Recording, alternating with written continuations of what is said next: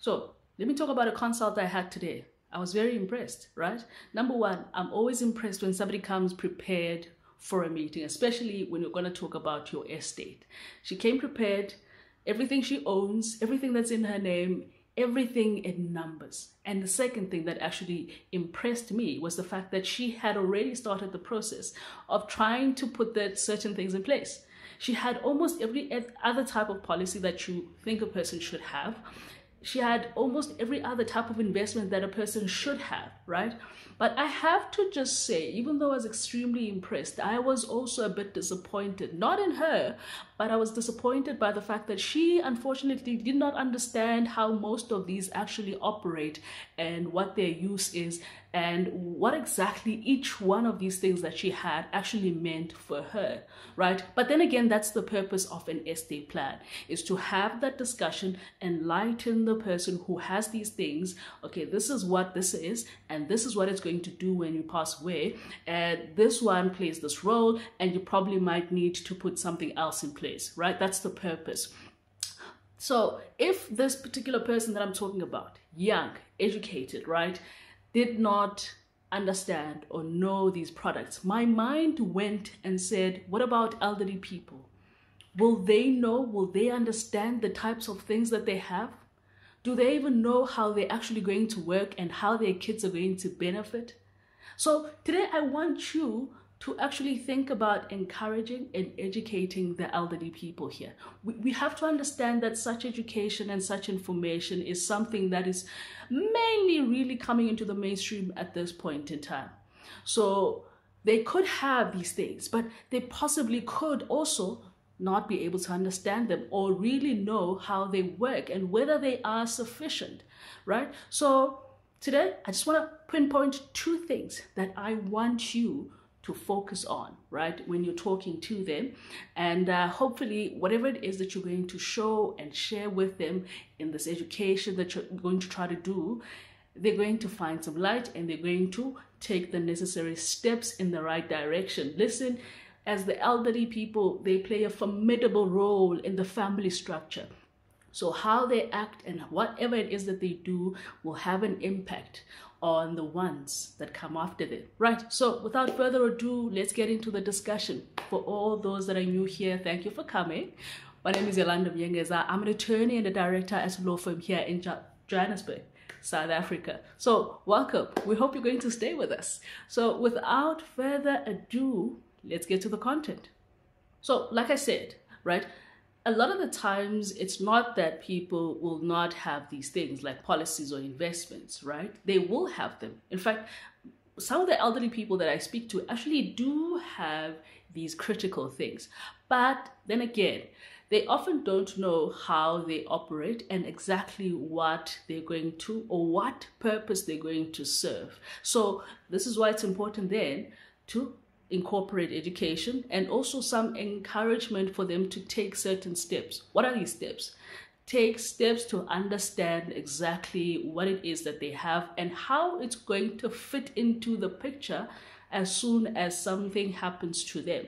This is also very important because at times, elderly people will think that a certain policy will come with certain benefits, attached to it. And sometimes that's not necessarily the case. And, it then will cause some form of inconvenience should something happen to them. But if they know at least if this one operates this way, okay, I know I'm covered here. This one operates that way, okay, I know I'm covered here. Then that will be a bit better.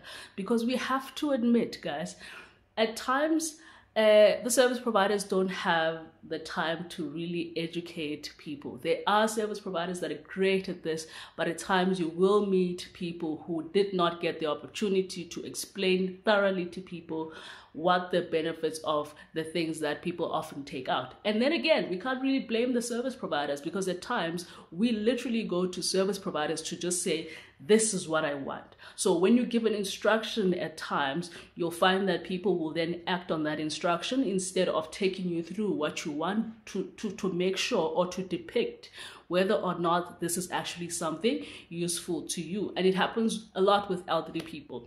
They don't like a lot of things. They just say, okay, this is what I want.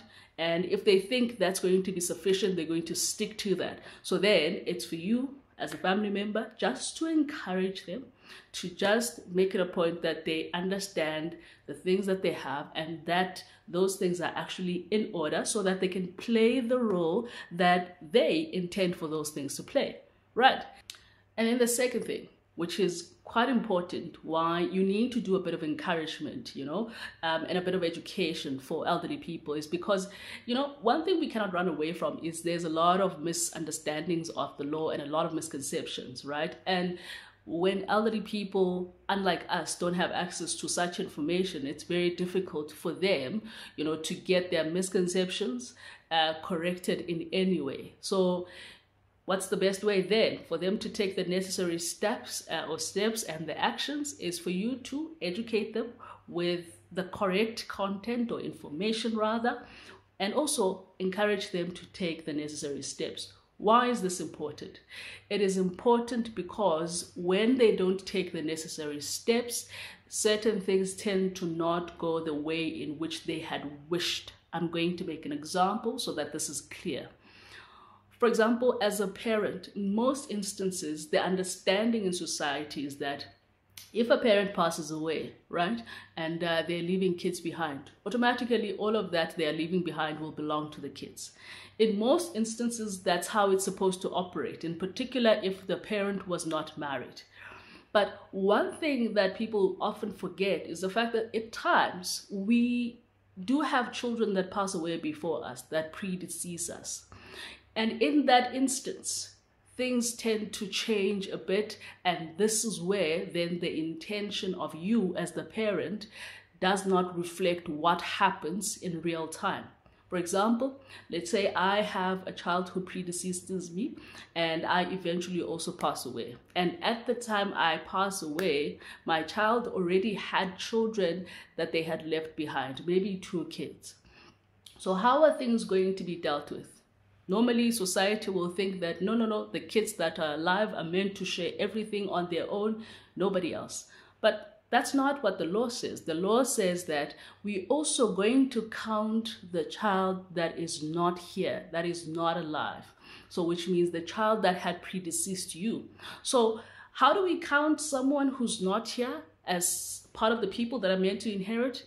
What we then do, or what the law says, is that we're going to invoke his inheritance via the children he has left or she has left behind, meaning those kids are going to stand in his position as though he is still alive, which means that if you had 2, 3 kids and the one predeceased you, when you pass away eventually, your estate will still be split into 3, and on the part of the child that predeceased you, we're going to invoke the children that he or she gave birth to. So which means if you left a home, those kids are equal owners now of the home that you left behind. Was this your intention? Was this what you had in mind? Sometimes it's not what you had in mind. It's not what you intend. You would have rather your kids only be the owners of those properties. But because you were not aware of this information and the lack of education thereof, this then was not something that came to mind and the necessary steps were not taken. Do you see why I say that it's important then to educate the elderly people? Important to encourage the elderly people to take the necessary steps so that whatever it is that they wish for does happen and there's necessary protections. So this brings us to the end of the discussion today. I don't want to take time, but I just wanted to point out these 2 things, right? So encourage, educate the elderly people so that at least they can also get some form of capacity and take the necessary steps. So that's it for today. So if you liked this session, you loved this video, make sure you share it, especially if you think it's going to be valuable for another person. Why not share education, right? So my name is Yolanda Biageza. I will see you next time when we have some other topic. See you next time.